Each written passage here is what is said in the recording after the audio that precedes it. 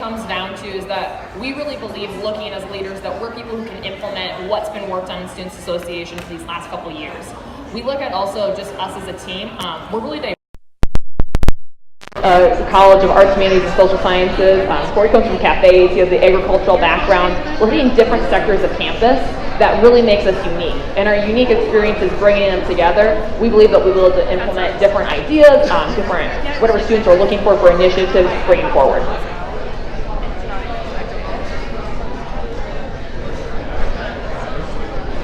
Go ahead.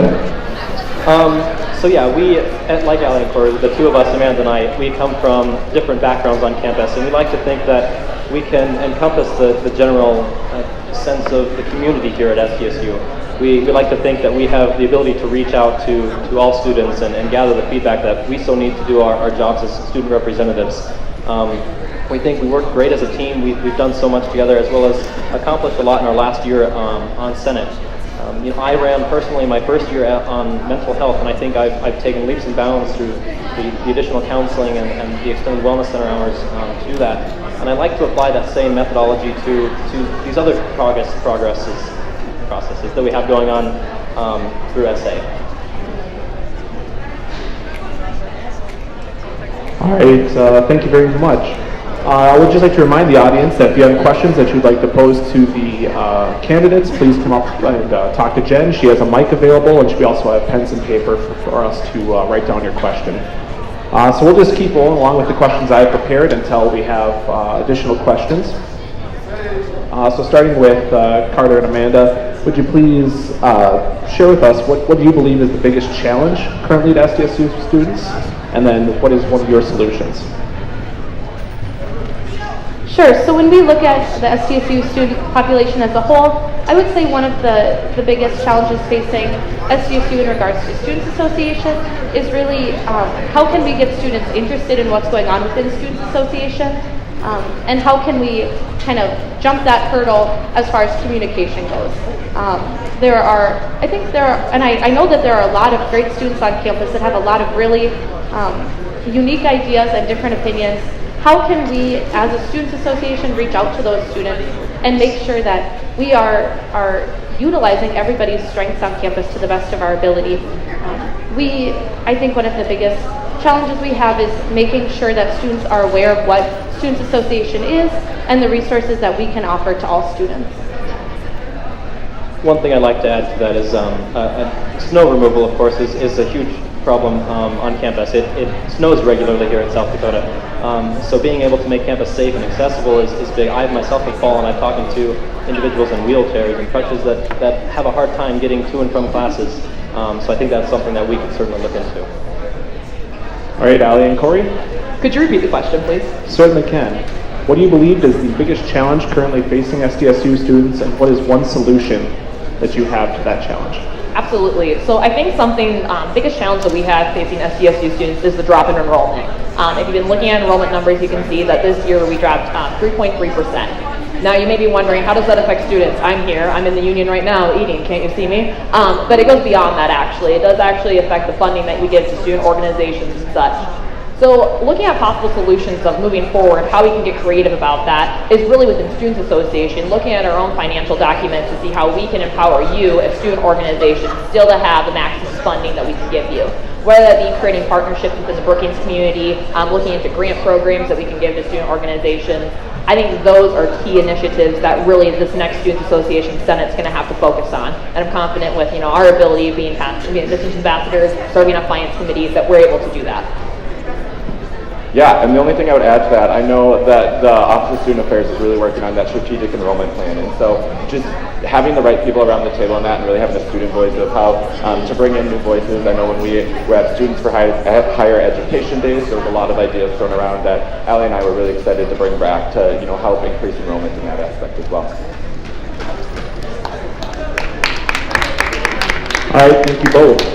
I just wanted to quickly do a little plug about when elections are. Elections will be next week on Tuesday the 19th and Wednesday the 20th. The web polling website is out on several posters, and you will be able to vote between the hours of 8 and 5. Just keep an eye out. We'll have polling locations across campus, and then we'll also have some further debates later this week. We'll talk about those debates a little bit later. Otherwise, we'll move on to our next question. One key component of leadership is that you are in the role of a mediator. Especially on student senates, there are disagreements that come up between the senators and its leadership team's role to mediate those disagreements. So could you share with us some of your skills that you have in that, as well as maybe how would you go about facilitating that communication to mediate some disagreements in the Senate? Yeah, absolutely. I think that's a great question. No matter what roles you're serving in leadership, there's always going to be differing opinions. I've served on an executive team position for the last 2 years and have been on Senate since my freshman year, and I can tell you we don't always all agree on everything. One of the skills that I guess I personally put forward through leadership is my ability to listen. So I remember one time a teacher told me, you need to speak in such a way that others love to listen to you, but more importantly, listen in such a way others love to speak to you. And I think that's something that I really bring forward to the table as a leader, constantly listening to students, administration, and hearing both sides and understanding what we need to do in order to move Students Association forward. Serving around that table as someone who can be a mediator, I think it's seeing all those key stakeholders too. It's going beyond, the 30 people who are in the Lewis and Clark room, reaching out to the ex officios, reaching out to the different student organizations who are stakeholders in each matter. That's what really matters, and like having conflict and solving resolutions. Yeah, and the only thing I would add to that is really just understanding, Allie and I have talked about it a little bit, but just understanding every group's kind of strategic plan and what they want and what they're looking for, past just essays and the universities, to really hear those voices. I believe in the strong, trustworthy leadership, and so going around to different clubs and organizations, and just telling them, I'm going to bring this back, and I've followed up with them and what either those committees say, what the table says for the Senate on Monday nights, and what they have to say. And so trustworthiness and ability to listen, I think, are two traits that will bring us far. All right, thank you very much. Now, Carter and Amanda, I'm just going to reiterate the question. How does your team plan to facilitate communication between senators during a disagreement? The two of us have served on leadership roles around campus this last couple of years. Last year, this most recent year, I was the drum major for the Pride of the Dakotas. So we spent our fair time dealing with stuff like that. One thing I would like to point out is that it's important to understand that no matter where you come from, your viewpoint, your opinion, it's relevant to everyone. Your opinion doesn't matter, and no matter who you are around the table, I think that should be taken seriously. Whether you're a senator ex officio or just someone that's coming in to speak from their heart, I think that's extremely important to understand.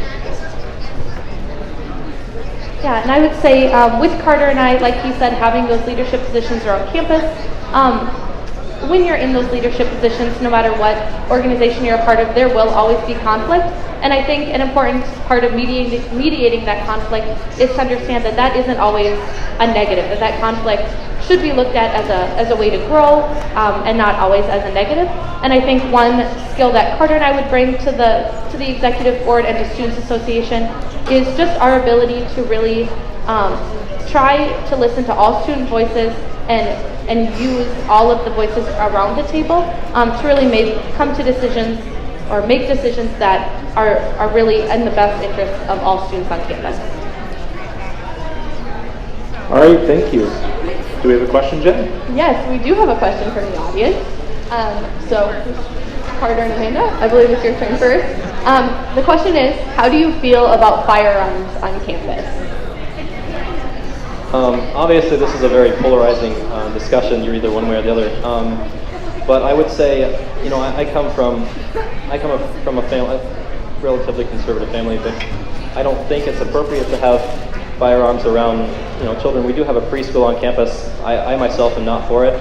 I'll let you speak on your opinion, but I do recognize that we represent students, and just because I feel some way about a certain subject doesn't mean that we should enact upon that. It's important to hear from students on what they believe for that.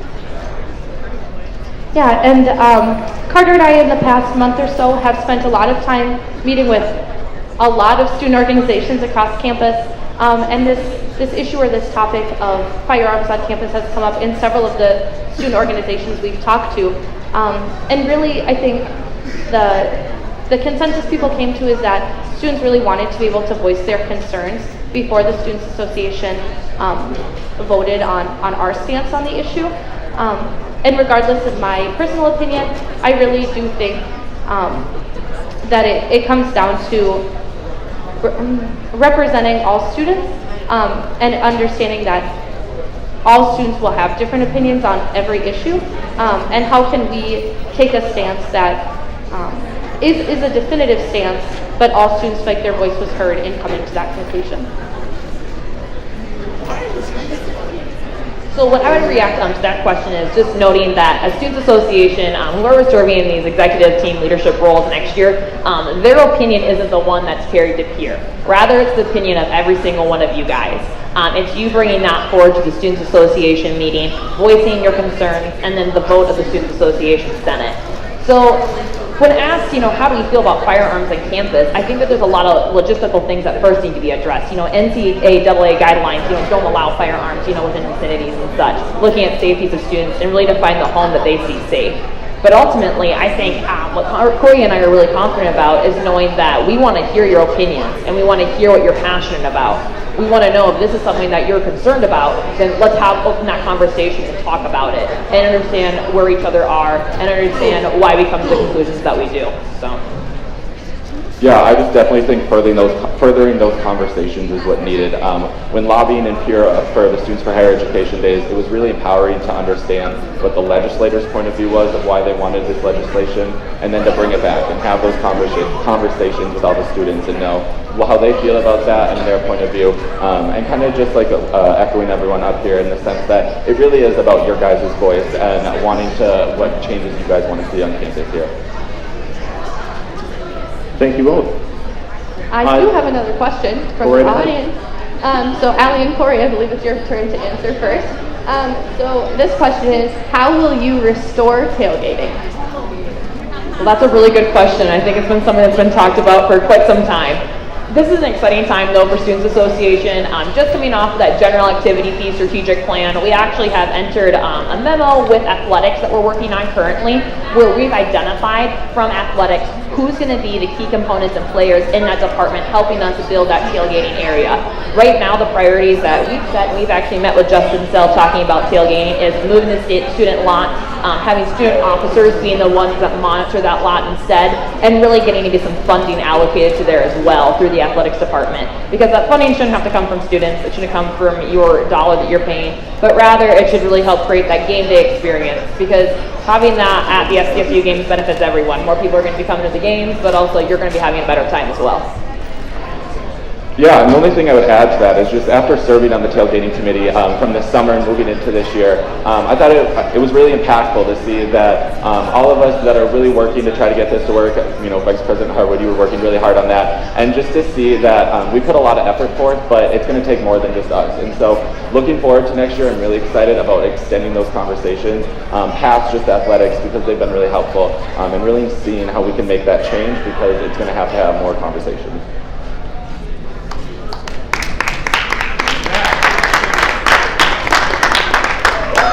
Yep, and I'll go ahead and repeat the question. How will you restore tailgating? Right. So obviously, I think it's important to acknowledge that there are a lot of gears that work here. That it's not all just Senate. There's athletics and the university as a whole. We've talked about finding a better location for tailgating.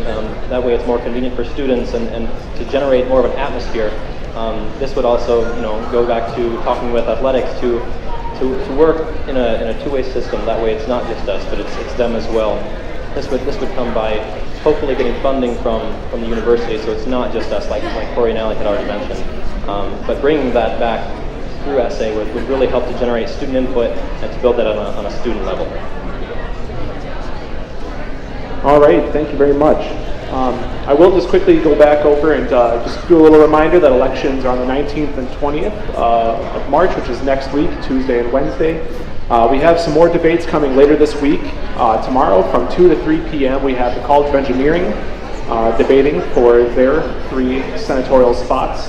And on Friday we have the College of Agriculture, Food and Environmental Sciences debating at noon here in the market. I guess I have a question that's more directed towards the vice presidential candidates. I myself was a vice president this last year, and I guess I really just want to know what skills or roles do you bring to your team that really sort of differ from that of your teammate? Yeah, so I would say one skill or one strength that I would bring to the vice presidential role is really my organizational skills. Part of that role of vice president is to help oversee the committees on campus. And there's a lot of senators and there's a lot of committees. So really being able to have that sense of focus and organization will help the position run smoothly.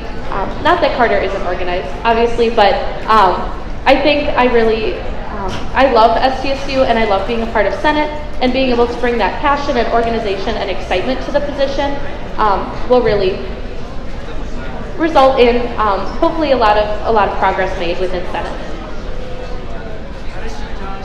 Yeah, perfect.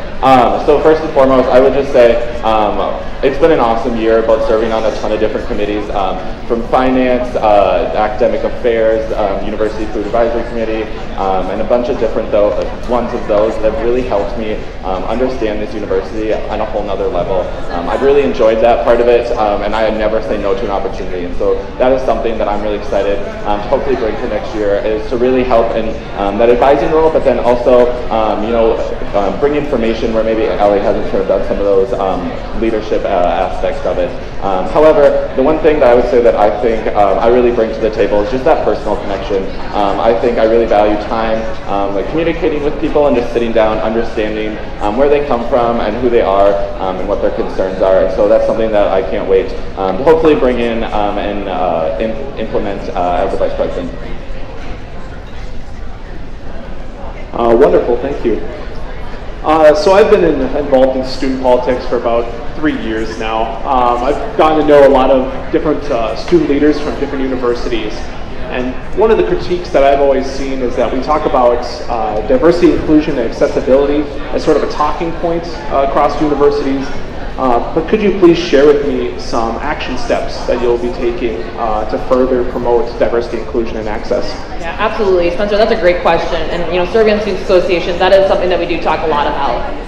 One of the things that I've learned from serving on Students Association is that we can't talk for people. We can't make assumptions of what goals need to be accomplished. We can't just have this idea of this is what needs to be changed without actually communicating with those who are living those lives, people from different sectors of campus. So one of the things that Corey and I have talked a lot about that we really like to implement next year is actually collecting the strategic plans from all the different offices on campus, the Office of Multicultural Affairs and the International Relations Council. Looking at those in strategic plans, aligning Senate's program of work or goals for the year with those. Because we can sit in the Lewis and Clark room and think about this is what needs to be changed, or we can talk in the SA office like, oh, this would be a good idea. But if we aren't communicating with our ex officios, the leaders within those organizations, we're just each doing our own projects and we're really not making any progress. Instead, we want to be partners in pushing that forward. That way we can have the best projects and initiatives for SDSU and state and the students as a whole.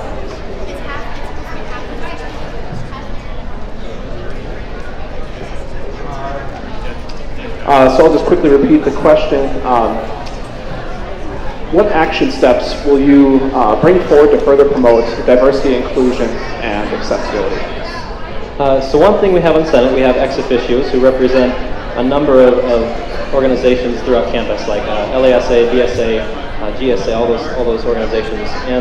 And I know that I've spoken with a number of them. They feel underrepresented almost at SA. So one thing we had talked about is making sure that they're included in everything, whether that be from just informational to even considering giving them a vote on Senate. Having them involved in the conversation more than they already are would really bring a strong sense of diversity and inclusivity to the Senate itself. Wonderful, thank you. I guess I just will take a moment to point out to everybody in the audience that the Students Association office is just down the hallway. We're always open, and we'll generally have senators there doing office hours. Please voice your concerns or questions to us. We'll try to get back to you with the most relevant information we can. If you have any further information about how elections process is working, or would like additional information about what will be happening with the elections, please just contact myself, Spencer Harwood, at Students Association. You can just contact me on my Jacks, or we have business cards in our office as well. Kind of leading off of that little statement I just did there, many students do not know what Senate does or how it represents them. Well into their junior and senior years even, they don't even know. Students in this audience, why they should care about Senate. Yeah, great question, Spencer. So I would say, actually, in an interview we just did with the Collegian, I'm quoted as saying that I'm worried that there are students on campus that don't know what Students Association is any further than that we're just people in suits that meet on Monday nights. And yeah, snaps. And I would say that Students Association, I mentioned earlier, is just a really great resource for students on campus. And I fear that maybe as many students as we would like aren't aware of this resource. Like Spencer said, we do have the office, but those meetings are really informational. And one way that Carter and I would like to increase awareness of Students Association on campus, it kind of goes with that outreach part of our platform, is that we would love to be able to go in as ourselves or as senators, go in and talk to those freshman orientation classes about what Senate is, that we're the governing body that really promotes the rights of students on campus and makes some pretty big decisions regarding student life and campus. We'd love to talk to freshman orientation classes, like we said, include more information about Students Association across campus. That tabling, I think that senators are doing right now is an awesome way for students to be able to just come and voice concerns with Senate, and I would love to see that happen more often, just as a really good way to engage with all students across campus. One thing to consider, students should care about Students Association because not only do students pay into it, but we are student representatives. We'd love to take your concerns, your questions, and put action to them. We'd love to, if you have something you want to change on campus, we want to make it happen. We are here for you as student representatives, not just for ourselves, but to hear the student opinions. Yeah, people should care about Students Association because if you want anything changed here on campus, that's who you go through. I always make 2 examples. One of them is that Chick-fil-A is here because Students Association passed a resolution. I see quite a few Chick-fil-A bags out there. But additionally, the reason, why there's carpeting in Matthews Hall, that's because Students Association pushed an initiative. Now those are 2 I would say more minute things of what we do. We also manage the general activity fee that all of you are paying into. That's $2.7 million roughly, with credit hours where they're at. So when we think about that dollar amount and how we can give that to different student organizations, that really is a lot of power that you can have electing whatever representative you want to be your voice around the table. Additionally, I'd point out that as Students Association, we serve on different committees across campus. Corey's already mentioned a few that he served on, whether it be deciding what food we're having in the market or how the student union is going to look. That's Students Association senators who are working and pushing your voice forward. Additionally, we actually go out to peer and we lobby on behalf of all Students Association, so all students here at SDSU. Anything that you guys ever have concerns about, you have that right to bring that to a Students Association meeting. And we can use our power to make sure that your voice is heard all the way to our Capitol. Yeah, and the only thing I would want to add to that is that you guys should care about Students Association because as students, you guys only need one senator to pair up with and you guys can write a resolution. So you can have that empowerment and make that impact yourself because you only need to know one other senator around the table. All right, thank you. I do see that we have several questions from the audience. Please keep bringing those forward. We got slips of paper up here for you to write that down. We got plenty of time left, and I'm almost out of questions. So take it away, Jen. All right. So, in what ways do you plan to change to be more transparent? Yeah, definitely. I think that looking at our Students Association platform that we have right now, running off of Corey and I, it's really that empower pillar. So ways to be more transparent is looking into pushing out weekly videos of the meetings that we have. Currently, Spencer and I, we have weekly meetings with just upper administration, whether it be legal counsel, President Dunn, or Vice President Willis of Student Affairs. Corey and I are really looking forward to taking those meetings and actually, reaching out to students what is actually happening at those meetings, what we've been talking about such, rather than just reporting it back on the Monday night meeting. Additionally, more on the topic of transparency is releasing those quarterly reports. We want to make sure that every resolution that we're passing through, we're pushing that out, because that way it's already being done, through the Collegian and such, but we also want to be independent in that nature and passing out our own quarterly report. That way we're being held accountable by the students. You can look at those resolutions that we have and say, hey, this is not aligning with what my organization is interested in. This is not aligning with what I'm interested in as a student. I would also like to see possibly more town halls. We did have that happen with the general activity fee, but I also think having town halls that are related to legislation would be a really positive move that Students Association can make, because we can have conversations like this where you submit your questions and you ask us and push us to know what you really want as a student.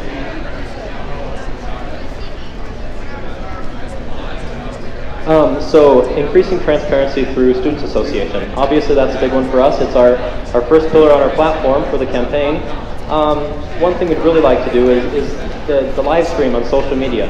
Obviously that not only it gives an opportunity for us to reach out to you and to provide you the information of what's going on in Senate, but also it gives you the opportunity to comment. You can interact with the meeting itself. You can comment and senators can pick up those comments off the floor and bring them to the table. That way you're up to date and interacting live with the politics that are going on in Senate. Another thing we've talked about is tabling. We want to table all the resolutions and legislations that come out of Senate prior to their vote. They'll be out here on the market. That way you can interact with your representatives and you can speak to them about your concerns or your questions. This is our way of reaching out to you. Yeah, I think with that word transparency, a lot of people think of a lot of different things, but for us it really comes down to we want students to know what's going on within Students Association as it's happening. A big, like Carter mentioned, the tabling. Other things would include, like we already mentioned, including that Students Association agenda, what we're doing within Students Association in the Rabbit Report. We could also include, resolutions we'd be voting on and those sort of things. So you could be present at the meetings that include resolutions or information that you're really passionate about, that you have strong feelings about. For us, transparency just means meeting students where they are and giving them all of the information we can.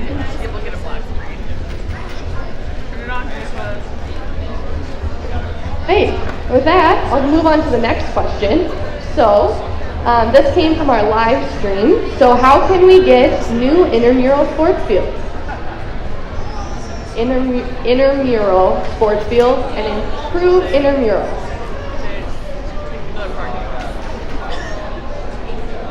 Yeah, so it might be pretty obvious, but I'm not an intramural sports athlete myself, but I do understand the importance. Carter and I have gone and talked to several intramural sports clubs on campus and those sort of things, and really heard a lot of interesting concerns from them. But I would say looking at the general activity fee and those funds that have been set aside for intramurals, that will be a really useful way to improve intramurals across campus. And really, as the student representatives, it will be important to hear student input as to how best increase the intramural fields.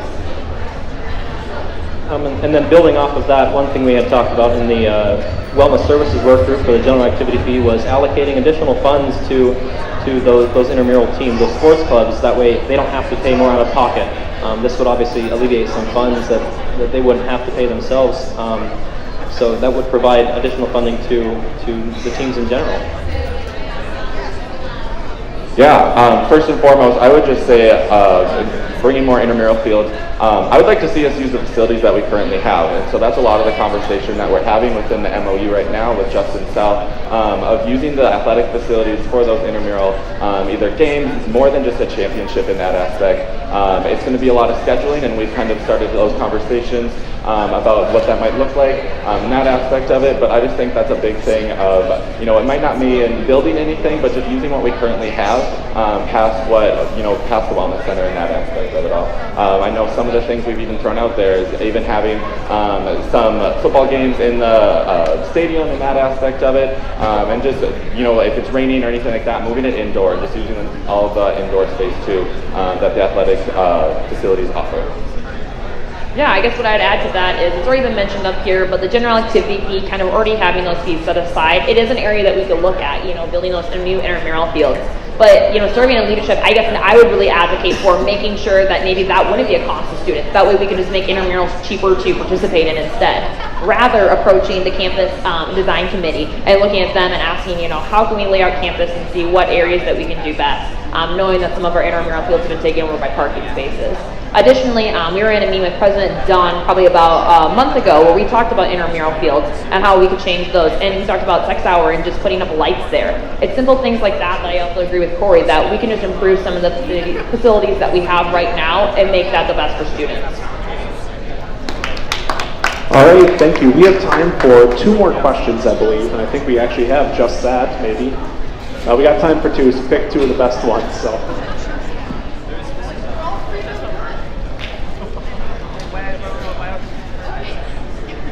Okay, so there are a lot of promises that both campaigns have stated. How do you plan to stay accountable to yourselves, the Senate, and students? Absolutely. I think that's a really great question. Having run 2 campaigns now, a lot of times you do look at your platform and you think, can I really accomplish all these things? Is this something that we can do? And that was something that Corey and I really talked about when we were laying out our platform. We recognize that within ours that you can check mark literally everything off of there, and we know that we can accomplish it within the year. It's doable. It is something that we are passionate about and that if elected we will do. Keeping ourselves accountable though, I think it's going to be mostly through our Empower pillar. Looking into every single week we're going and we're pushing out videos of what we're doing, what we're happening. That's going to have us have self-reflection, but additionally that's going to have us communicating to you what we've accomplished. You all know about what's been happening with the Students Association, what we're accomplishing at this time, but holding ourselves accountable to that, so you'll see our progress step by step, week by week. I don't know if there's any better way to know how we are progressing towards our goals other than that.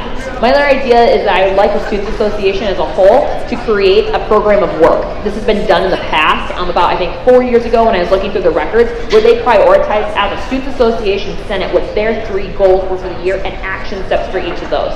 I would like that to be done at one of our very first meetings in the next cycle, to see that these are what our priorities are, and each item of legislation that we're putting forward is being active in moving towards those goals. Yeah, and the only thing I would add to that is, Allie kind of alluded to it too, is that we really sat down and we didn't want to have lofty goals that really couldn't be obtained. And so making sure that we can be able to check it off. And just to follow up with that, with all of our goals, we've already started meeting with people as leaders right now and potentially at a higher leadership next year. We've already started those conversations. So it's not like we're just throwing these things on paper and not actually to being accountable about them right now.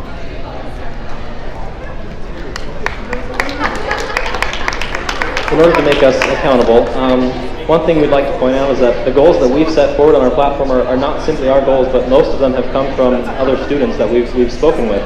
We've talked to a lot of student organizations that have brought these kind of complaints forward to us, and we're excited to move forward with these things. Everything that we've talked about is a promise, and not an empty promise at that. These are things that we feel we can accomplish, and the 2 of us as a team feel we can select a group of individuals that would lead through SA to help these tasks become accomplished throughout the year. Yeah, and when we think about holding ourselves accountable, really I think we also need to hold all of Senate accountable, as well as obviously if Carter and I were elected, holding us accountable too.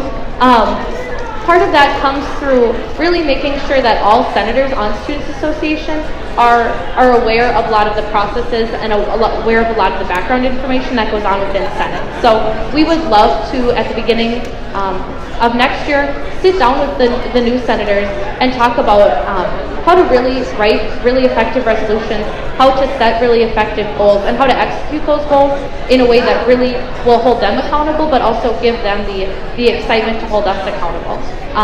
And I think also Carter and I are so excited about the things in our platform and the promises that we have made, that holding ourselves accountable might just come naturally as we get into the swing of things and get really excited about what we can accomplish. All right, Jen, can you ask one final question? Yes. So this question also came from the audience. What legitimizes the fact that SA executive team members get paid, and would you ever decrease or increase the dollar amount paid to those members? First of all, that's a really good question, and something that's been brought up for a number of years. I can remember being on Senate, or not being on Senate years ago, and thinking, why does exec get paid?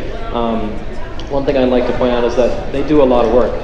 A lot of people, they're required to do 15 office hours. Most people didn't know that, but they go far and beyond. A lot of our exec team currently, they put in a lot of work to do the work that they can for students. Obviously, that's a hard topic to talk about because we want people on our exec team if we become president, vice president. But it's not something we're afraid to talk about either. We've already had discussions amongst ourselves, like, is this something we would be willing to go through? And I don't think we're afraid to enter those discussions about lowering the payment to the exec team. Obviously, we're seeing a decrease in students right now, so we're a little short-handed on the budget, but we think we could easily make up ground by even considering decreasing the funding for the exec team, myself included, so for sure. No, I think that's a terrific question, and definitely something that we've looked at. I know serving on the finance committee these last couple of years, we question that every single year, going forward, what is the correct amount for that stipend? We set that stipend the same what it is actually for different student organizations across campus. So University Programming Council, other organizations, they also have similar stipends for some executive team leadership roles. With that being said, though, I always think it's worth investigating. Carter did a good job of outlining what our executive team does. We say they're doing 15 office hours a week, but a lot of them I know do a lot more sometimes, especially in the role of president and vice president. But I'd also add on top of that we do need to trim down our budget, and I foresee that being a conversation in our next finance committee meeting anyway. But looking forward, that decision is made by students. That isn't made, internally within just the executive team. That's a finance committee that's comprised of Students Association senators. So if this is a concern that you have, I would bring it forward. I would talk to your senators and let them know that maybe you don't see this as fair, and maybe looking at negotiations at what would be the best practice moving forward. Because this isn't just within Students Association, this is across. But I will say too, having stipends does really collect a lot of really good talent for a lot of these different organizations that we have, and really applauds a lot of the work that they do. So there's kind of the both sides to that. Yeah, and the only thing I would add to that, as I understand the reasoning for some of the compensation after seeing a lot of the work that's been done by the executive team, but kind of echoing everyone else, if this is a student concern, it's definitely something that should be voiced and to have the further conversation about.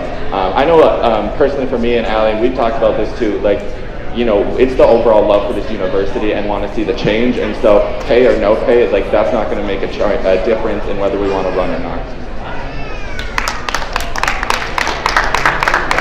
All right, well, looking at the time, I think we'll move on to closing statements here. We'll give you 2 minutes to sort of close out your debate. So. Well, first of all, we just want to thank all of you for being here. Been able to make a lot of eye contact with everyone here, so I know that a lot of people have been active and engaged within this process, so thank you for that. We do this because we care about you guys as students.